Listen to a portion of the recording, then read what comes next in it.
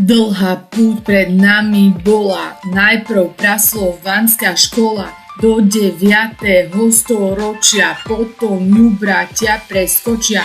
Rok 863 Cyril s Metodom k nám prišli, staroslovenčina znela, vznikala v nás viera vrela, hlaholítka sa tu rodí, čo jazyk náš nám prihodí. Začiatky nášho vzdelania, literatúry a čítania ďalším pánom bol Bernolák. Úhrom začal on dvíhať tlak pravidlá nášho jazyka.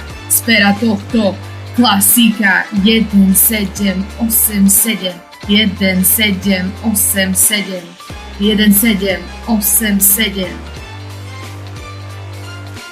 Píš, ako počuješ, princíp sa stal, západné nárečie za vzor si vzal. Píš, ako počuješ, princíp sa stal, západné nárečie za vzor si vzal.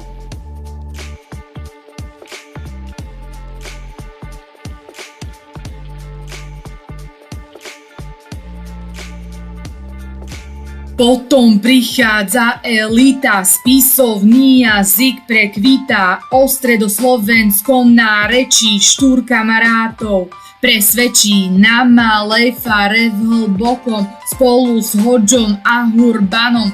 1843 jazyk veje aj ponad Tatry.